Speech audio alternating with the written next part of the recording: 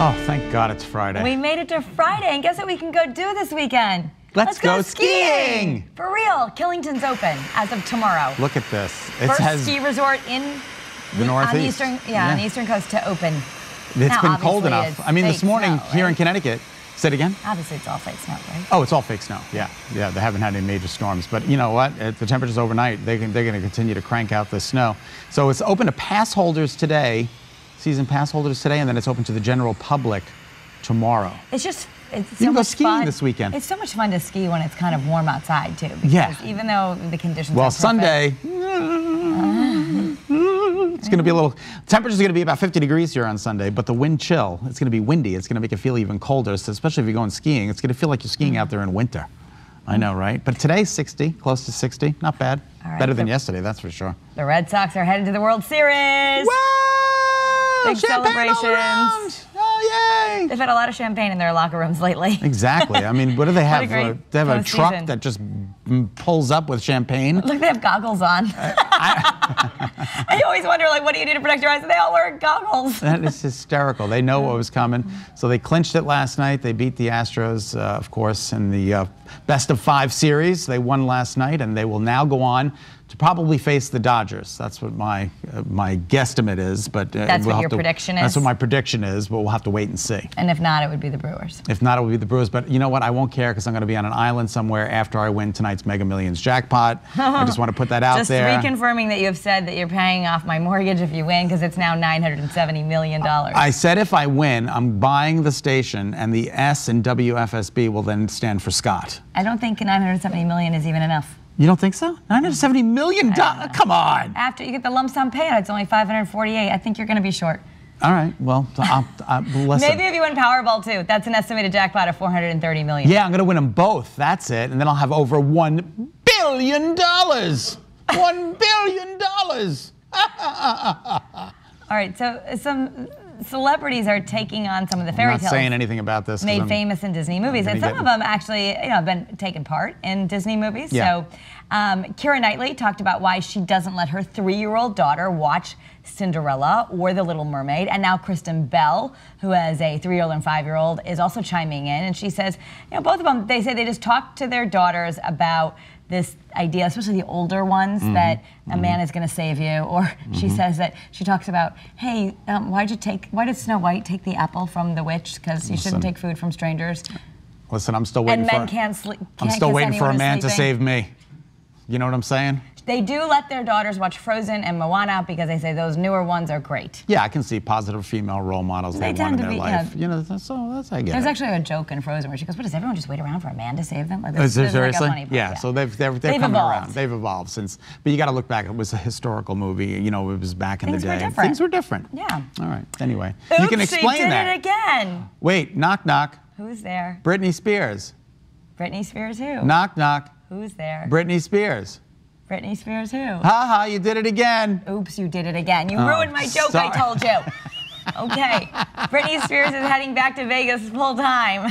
Yeah, because she got $140 million to do it the last time, and she's got to pay Kevin Federline all that money for the child support. Of course she's going back to Vegas. All right. It's her domination tour. That's what All it's right, called. well. She's 36 now, and she promises she's got some new cool dance moves. It's not going to be the same thing, but tickets are going on sale soon.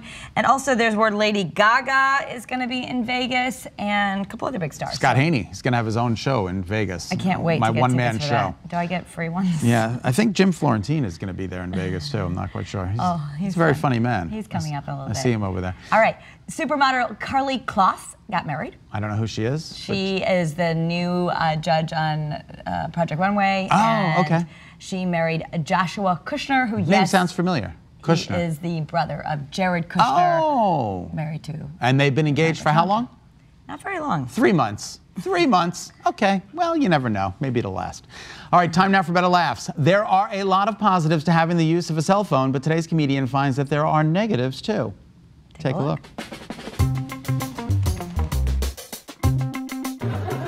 Everybody just worries because of these phones. Now you got a phone, everybody just worries, right? I went to Florida last week. My sister drops me off at the airport. She's like, text me when you land, make sure you got there okay. I go, no, that's a waste of a text. I'm not doing that. She's like, I just want to make sure you got there safe. I go, just watch the news then, okay? If there's a problem, it'll be all over the news.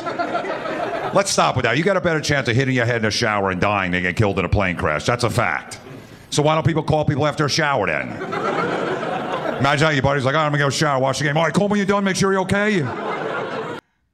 Now that is some funny stuff. Thank you. You're a very funny man. It's true. It's like, you know, it's gonna make it. The flight's gonna make it. They're not falling out of skies. I get that too. Like we are so onto our cell phones, especially with my kids. I want them to text me, oh, did you get home? Did you get this? Did you get that? Because we can now. So I get it. We're doing it too with much, the kids, I get it. You want to make sure you know where they are. But adults, it's like, you know, leave me alone. Yeah, you know. Don't track me. I take 3 flights a month. I've made every one for 25 years. I don't even know if we introduced you, but people know your name. You're a household name, Jim Florentine. Really? I mean, everybody knows it. All right, I got to know what it was like to work with Howard Stern.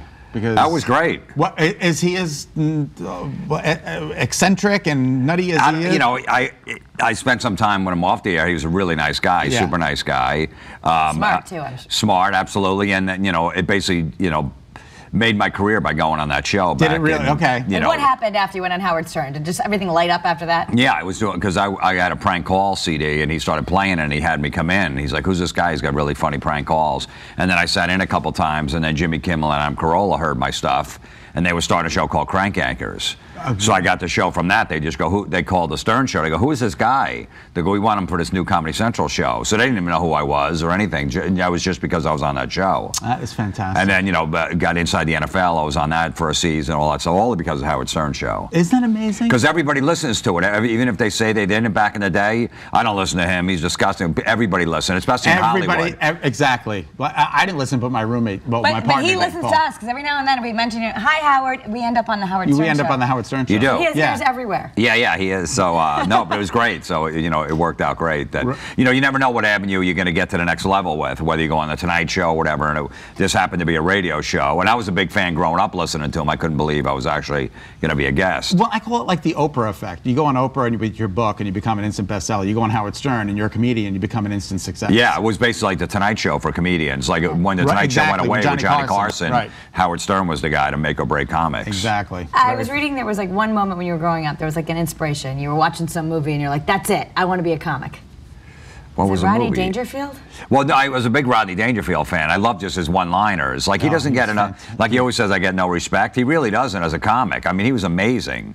Just those quick one-liners. I just bought his album a few weeks ago, one of his older albums. I'm listening. I'm like, this is so good. Every 10 seconds there's another joke and another joke. And they weren't dirty either. No, they were. And he was on the Tonight. They were clean, funny jokes, just self-deprecating. And they were awesome. Yeah, so he was a huge influence on me. And then when I started doing comedy, I started in bars. So they wouldn't turn the TVs off. Like the Yankees would be in the playoffs, and they go, no, the playoffs, we can't turn it. So I had to fight to get that crowd. So I said, I got to do one-liners. I can't tell long stories. So that's how I started, you know, from Rodney, basically, knew when I had to get to the punchline quick. That's what I was doing a speech last night at Mohegan Sun, and I was like, the only way I'm going to get this crowd is a couple of one-liners. Couple one-liners. You know, so I said I used to work in a cheese department. I got fed up. They didn't laugh. They didn't? But I moved on. Neither did you. No, I thought it was funny. I said all these jokes are Gouda. Right. You know, stupid, cheesy jokes. Yeah, no, I mean, it was. You got to break the ice somehow by doing that. What? I've heard them all. You've heard them all. You need new material. Yeah, exactly. Then I said I went to work in the fish department. I did that for the halibut. You know, just stupid stuff. Right, that's good. You know. No, they're horrible. So you grew up in like a giant family. Yeah, 7 of us. Wow. 7. Was that funny? Where are you in the lineup? In the middle. Oh, that's tough. They say the middle one's the problem. I don't know why. What is the theory behind that? I think that, I always hear the middle is the diplomat, because you got to negotiate all the fighting between the olders and the youngers. You got to go with the flow. Okay, I'll buy that. I was definitely a little rebellious, you know, and growing up, you know, strict Catholic and being in Catholic schools in New Jersey. What part? In Old Bridge. Oh, is that northern or southern? It's central, about 45 minutes south of New York City. Yeah. Okay, got it. Yeah, so, you know, Catholic schools, and then, you know, always feel guilty about everything, so it messes you up for a while. Yeah. Until you realize, like, sorry, I want to have a little fun, you know. I'll say my penance later when I'm on my deathbed, you know, then I'll just remember the bad ones. Just right. Yeah. And that's it. I got to live my life. Well, you're very, very funny. And we get to come see you this weekend. Yeah, the Funny Bone in Hartford, yeah. Okay, so go see Jim Florentine. He's going to be on stage at the Hartford Funny Bone tonight through Sunday night. Head to hartford.funnybone.com for more details and ticket information.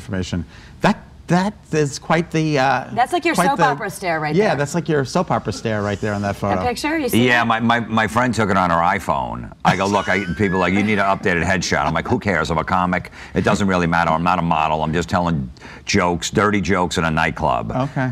So I just said, just take that. I'm like, fine, this is perfect. One take. She goes, no, let me doctor up. I go, no, it's good. Thank you, Yeah. Jim. Thanks, Always Jim. a pleasure to see you. Can I use your cheese jokes this weekend? Absolutely.